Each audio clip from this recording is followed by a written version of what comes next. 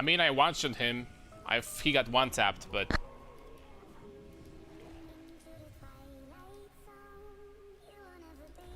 He did get one-tapped, but... I pressed Sunder once.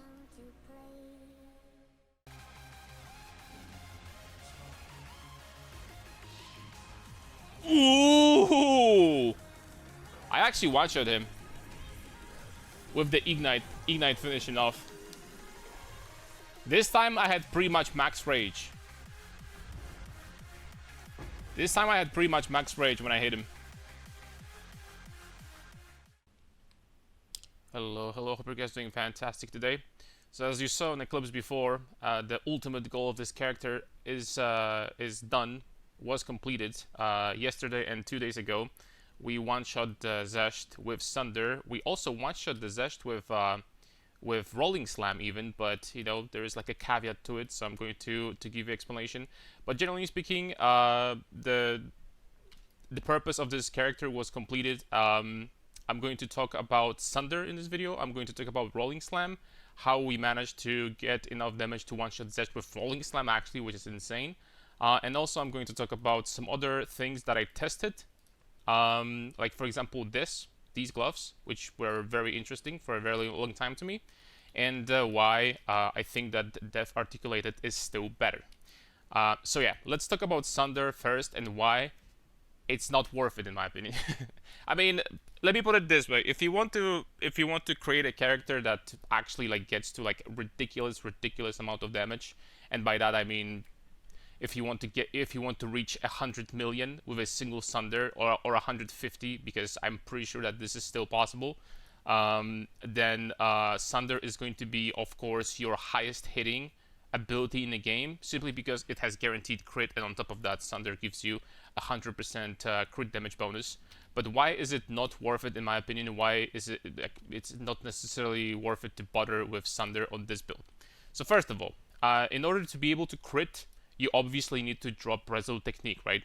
So you need to drop this. That means by default that you need to do a special setup in order to use Sunder whatsoever, right? You don't need to do that with Rolling Slam. So obviously you need to drop these 2 points. On top of that, you'll have to drop a little bit, you know, points somewhere else. For example, I don't know, you're gonna have to drop this. By the way, I did some small changes to the tree. I think it's better now, which I'm gonna talk about later. You have to drop something like that, right? And you have to get crit multiplier. Absolutely mandatory, right? Because we want to scale crit on Sunder. The problem for this build, this particular build, it could be better for some other builds, I don't know. But for this particular build is that this crit cluster is very much achievable, very easy to get this one. The problem is that the other 2 crit clusters are actually quite far away. So it's not easy to get to this one, which is like insane amount of crit damage. And it's not easy to get to this one, because as you're going to see, 1, 2, 3, 4 points here, 1, 2, 3, 4 points here. So 4 points to get to this crit cluster, and it's not even that insane. And in order to get to this crit cluster is 1, 2, 3, 4, 5. 5 points invested into just, you know, strength in order to get to actual damage. And then this point would be completely wasted on top of that. So for other builds with different pathing that would allocate points, like, you know, in different places, Sunder would still be, you know, an option for sure. For this build, not necessarily. Second problem with Sunder is that you need to, of course, as I mentioned before, drop Resolute Technique. You need to get accuracy, because you're not gonna we need to be able to crit, right? So our hits will be possible to be evaded at this point, which means that we need to invest into accuracy. Thankfully, I had a 300 very high roll of accuracy on my amulet, kind of by accident, really. A 311 accuracy. On top of that, I decided to get there is this one, oh, there it is. Increased accuracy rating while supported skill is active. That only costs 10 spirit, which is very little. So I just dropped, literally, when I was testing the damage setup, I just dropped Herald of Ash and put this support over here in Berserk, and boom, all of a sudden you have 30% increased accuracy rating, which was honestly already enough. This and this was already enough for me, and having like a decent amount of dexterity was already enough to have a 100% chance to hit two enemies that were like close to me, right? Because the further they are, then the more accuracy you need to have, I believe. So it was, let's be honest, getting enough accuracy in this game is pretty simple. The thing is that I still think that Resolute Technique on a non-crit build is fantastic, because there's different modifiers, map modifiers. The monsters are evasive, that will increase their evasion rating automatically. There is some other stuff, for example, like there is a modifier on monsters that makes them evade hits more often. So Resolute Technique just bypasses all of that. With this, you hit always, period. You don't need to worry about accuracy like ever again, like you just don't care. Right? So this, and the fact that you can't really get the accuracy rating very easily already is a... I don't know if this is a pain in the butt, because for many builds it's going to be relevant, because many other builds will just not allocate this at all, and many other builds will not have to change their pathing in order to get to crit. So for this build, it's a pain in the butt. For other builds, it might not be. Sunder has one more disadvantage though, and clunkiness that is kind of... it's hard to see at the first time. Hard to see like this. It's hard to see it immediately. Is that this line over here: consumes fully broken armor on enemies to guarantee a critical hit. I'll be honest, some people will consider that this clunky, some people will just completely ignore that, because it is extremely easy, and I mean extremely easy, to break armor on bosses, and generally speaking, break armor on enemies. I'm going to give you an example. I had this armor breaker skill, and the amount of armor that you break increases with levels. That being said, I'm going to put this in, and when I'm dual wielding, the armor break increases to 8,400 almost with a single hit. On top of that, from quality, I believe you get 20% increased armor break on top of that, and on top of that, you have a support here, armor break. You have a support here that breaks, that supported skills break 50% more armor. So at this point, you pretty much, with no investment whatsoever, you break 15,000 armor on hit, right? Or just on armor breaker. Without any modifiers, it doesn't matter if you're doing physical damage or what type of damage you're doing. It doesn't matter. You can be doing fire. It works with Avatar of Fire. It doesn't matter. You're just gonna break 15,000 armor without any investment whatsoever. And that means that a single hit from armor breaker fully breaks armor on bosses, or on Pinnacle bosses at least. Like, I broke the Xesht's armor, and this is tier 4, right? This is the highest tier, in one armor breaker. One hit, and the armor was fully broken. So some people might say that this is, annoying that you have to add another skill, and like, to me it wasn't a big deal, but you have to put this armor breaker over here and hit the boss like once or twice in some cases. But it's there. Like, combining all these things, so the fact that you need to use armor breaker, change to pathing for crit, and the fact that you need to all of a sudden worry about accuracy, means that I don't recommend using Sunder, actually. Sunder is still going to be the best skill in the game, I think, at least for warriors, to... if you want to build a character that hits for the hardest amount of damage, the highest amount of damage that hits the hardest in the game, then Sunder is definitely going to be your go-to choice. Nothing is going to hit harder than Sunder, because you can... It doesn't have the highest attack multiplier. I think the highest attack multiplier in the game right now actually belongs to Rolling Slam, because already at level... Let me see. At level 34, it does 1,000 and 2,000. So like at level 40, like combined, like this skill like hits just absurdly hard, like for 4,500% of your attack damage in total. But Sunder has advantage, obviously, that it has additional crit multi, and it always crits. Consumes the broken armor, and it always crits, which is absolutely insane, by the way. So you can do that 100%. And if your plan is to hit the absolute hardest, you would need to fix your tree in an appropriate way to do that, and do all these changes that I mentioned. but Sunder is going to hit the hardest. It is going to be like pain in the butt a little bit, but you're gonna hit the hardest with this skill. If you want to do like an experiment with like really really expensive gear, way better than I have. I'll be honest, my gear is not that impressive compared to, for example, what some other streamers have. But if you want to do like an experiment and actually one-shot Xesht in a 6-man party or something like that to hit for like 200 million damage, I'm pretty sure Sunder is probably your best bet. I don't think that anything can hit harder right now in this game than Titan with Sunder built properly. I don't think there is anything else in this game that can hit harder. I'll be dead freaking honest with you guys.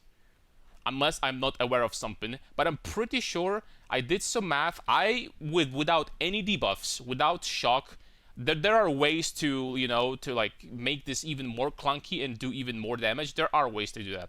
But without shock, without all this stuff, for now, I call these mediocre weapons if you want to keep in mind that we're like over a month into the league. They're not mediocre, they're good, but if you're trying to do like a setup for a 200 million damage with one hit, these weapons are pathetic. Like, you can get way better than that. So, all these things combined, like, I don't think that anything hits harder in this game than Sunder. I don't think that anything is capable of doing a single hit for 200 million damage. And I think that Sunder is. I already, once again, hit this Xesht for like 30 million damage, a single Sunder hit. So, like, you know, when it comes to scaling, like, attack damage in this game, honestly, sky is the limit. You can scale attack attack damage in this game to in some cases harder than you can in PoE 1, which is crazy, by the way, how hard you can scale damage in this game. But yeah, it's enough about Sunder. I talked about Sunder for long enough. Now we're going to talk about Rolling Slam for a second, and why was I able to kill the Xesht in a single hit, kind of by a mistake, kind of by accident, because what I did is I forgot to change Reverberate for close combat. This gives me a 100% chance for Aftershock. I forgot to change them, and I got lucky. Without this, I have 47% chance for Aftershock. I mean, lucky. You still have, like, every second time you're going to get an Aftershock off, right? And I forgot to put in this support here to have a guaranteed Aftershock. And we got basically lucky, and I did extra 25% more damage with Rolling Slam, which means that with Rolling Slam, Xesht got one shot. I don't know, it is what it is. This is why I'm telling you this. This is another reason why I would recommend to not use Sunder, because it's just not worth it to do all of that stuff when you can hit this freaking hard with Rolling Slam. I bet that many of the viewers that I have don't really plan on doing tier 4 Pinnacle bosses, and even if you do, you probably have some currency, right? You're probably not sitting at equipment that is worth 20 exalts, right? So if you're planning on doing that, even if you don't have my weapons, even if your weapons are way worse, like way worse, even if you have like one divine weapons that literally have +2 melee skills and elemental damage with attacks, you'll be doing half of my damage. You're not gonna be doing 10 times less. You're not gonna be doing 5 times less. You're gonna be doing half, which means that, okay, like, instead of one-shotting or two-shotting Xesht, a maximum tier Pinnacle boss, you'll need 3 hits or something. Wow, that's a big deal, right? Wow, that's it. You get my point, right? It almost doesn't matter, right? It almost doesn't matter at this point, because this character does so much freaking damage that getting more at this point would be considered overkill. There is another tech I could do on Rolling Slam. For example, there is a support that I could still use Armor Breaker, and Armor Break. And instead of close combat, I could use the support that gives you 40% more damage and consumes broken armor. I'm not exactly sure if this would work on all the instances of the hit. I think it could. I need to test it out. But there are still ways to get more damage. First things first I could do is literally just drop the skill speed runes from my weapons and add iron runes. That would be 50% increased physical damage on both of my weapons. That would be at least 25/30% more damage on my Rolling Slam. Of course, it will be way slower, but when it comes to a single hit, that will hit like a truck. So honestly, on top of that, +3 to skills, there's so many other ways. Like +3 to skills, my rolling slime is level 37 normally. Getting to level 40 alone is another 30% more damage. It's just sky is the limit how hard you can scale attack damage in this game. It's absolutely insane. Now I'm going to talk quickly about the gloves over here that I tested. Leopold's Applause. So these gloves, what they do is hits can penetrate elemental resistance down to a minimum of -50%. That basically means that you're not capped at 0%. You can go down to with your penetration to -50. That is basically 50% more damage. Literally, right? Because you're doing 50% increased damage to bosses. So you're doing 50% more damage to bosses because they have -50 resistance at this point. So I tested them compared to these, and of course I set up my tree appropriately. So I added a little bit more penetration. I added these points. I believe I added something else, but I don't remember right now what it was. But I did some adjustments. I calculated that I had exactly as much fire penetration I needed to make this work, and it was underwhelming. It's not like it was underwhelming. It's just these gloves are just, I don't want to say overpowered, but they just feel so good. The reason why is you're gonna have hard time. Of course, I set this up properly, and what I mean by that, before the boss fight, I was standing on top of the solar orb and waiting until my rage generates to full, right? So to have full rage. And during the boss fight, I also like made sure to have like as much rage as possible. Here is the problem: when you're gonna use Warcry, one thing I could have done a little bit better is that I could have added support that gives you rage when you're like next to, depending on the power of nearby monsters. But if you're gonna use the Warcry, that's going to consume 10 rage. Where you're going to use Rolling Slam, that's going to consume 10 rage for Rage Force to work, for you to have 35% more damage bonus. That means that before you're actually going to hit the monster, your rage is going to drop down already. It's already going to drop down. Which means that the fact that these gloves just give you like a permanent rage generation, like honestly the damage was borderline the same. I did a little bit more damage with these gloves, literally a little bit more damage, but that's with like that's with a lot of setup. And in the boss fights, like there's some boss fights, for example King of the Mist, this guy is going to teleport all the way all around in the fight, like every 2-3 seconds in his first phase. He's just gonna teleport around the arena, right? There is a chance that you'll just have to move away and you're going to lose your rage instantly. So that's going to be pain in the ass. So I really don't think that anything beats these gloves. They just feel so good. One of the best parts about these gloves is that they have very useful stats. They roll up to 10% attack speed and 23, I believe, chaos resistance. Yes. So, and of course, if you have higher budget, you can buy them corrupted, which is going to be like, even better. I mean, that applies to these gloves as well, so I mean, that doesn't matter, but these stats are very useful. With this and this, you're pretty much chaos capped after having one chaos resistance somewhere else in your gear. So that's crazy convenient that these items have very high chaos resistance, right? So the fact that you always generate rage, I mean, look at this. Before I actually hit the monster, I'm going to consume 10 rage. Before I actually hit the monster, my rage is pretty much full at this point.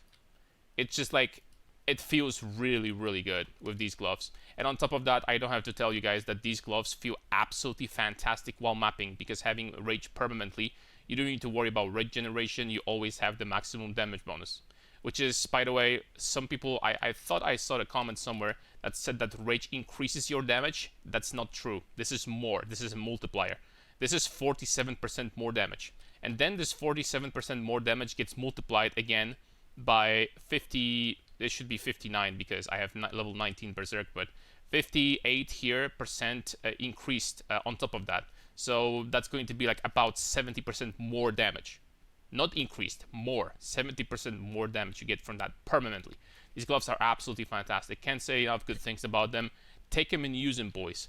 I know that the price, of course, since the last video I made, went from 3 divines to 15. All I can say about that is, but yeah, it is what it is. So yeah, all I wanted to say about in this video, Sunder, insane on very high budget. I do believe, correct me if I'm wrong in the comments, but I do believe that this is the hardest hitting skill in the game. Like, generally speaking, combination of Titan with Sunder, that is the hardest hitting combo in the game. Correct me if I'm wrong. I do believe you can hit in a 6-man party with this crap for 200 million. I do believe you can one-shot a 6-man party boss if they're gonna help you with like a good shock or something like that. You know, like a good debuff. Then you can hit with this insanely ungodly hard. Like, the damage you can scale on warriors is just absolutely insane. But still, for this character, this particular character, I wouldn't recommend it, because even with mediocre gear, I'm dead serious. Even with mediocre gear, you'll be hitting with a rolling slam for 10 million damage. Even with mediocre skill. With my gear, I'm hitting without any, like, you know, any special things, with 100% chance to aftershock, with reverberate, without extra damage bonus. I'm hitting for 20 something million. 23, 20, 22, something like that. So, I mean, I recommend still using rolling slam. I would talk about other skills, but I decided that when it comes to interesting slam skills, that's pretty much it. There is Earthquake. I think this is one of the worst skills in the game, bar none. The fact that you need to wait 4 seconds in order for Earthquake to actually erupt, and it still does pathetic damage. I'm going to show you real fast. I'm going to show you real fast the Earthquake. So Earthquake we have over here, right? So Earthquake does, on level 19... I'm just gonna put it over here, right? Just to be fair. So the rolling slam was what? 1,000 and 2,000, so 3,000 in total. Earthquake does impact does 235, and aftershock does 880. Like, this skill is just so pathetic. It's actually mind blowing how bad this skill is. And the worst part about it is, the absolute worst part about it is to even make this skill work. To even make this skill work, you need to, like, play Titan to begin with, and invest into reduced duration on pretty much the entire tree to make it, like, playable. This skill needs to get, like, a big rework or something like that, because this is just unacceptable how bad it is. The fact that aftershock goes off after, I believe, 4 seconds. I can find it right here. I don't know where it's written, but I think it goes off after 4 seconds. This skill is just like literally just unplayable, dude. Like, I don't know why. I mean, of course, you know, like, I'm not blaming anyone that wants to play this skill, but dude, just, I don't know. It creates jagged ground, but I haven't played with that much, so maybe you can do something with jagged ground. I don't know, but yeah. That's going to be it, guys, because I just started talking for too long, as always. Thank you very much for watching. Next video is going to be a full build guide for this character, full build guide for One Punch Titan, and after that we're going to jump into another character, which is going to be a Warbringer. So I hope this is going to work, because this is going to be something that I've never done before. So thank you very much for watching, guys. Let me know in the comments, what do you think? Maybe there is a skill that you think scales even better. I'll be streaming also after this video. The link to my Twitch is in the description, so feel free to join the stream as well. Thank you very much, and see you next time. Bye bye.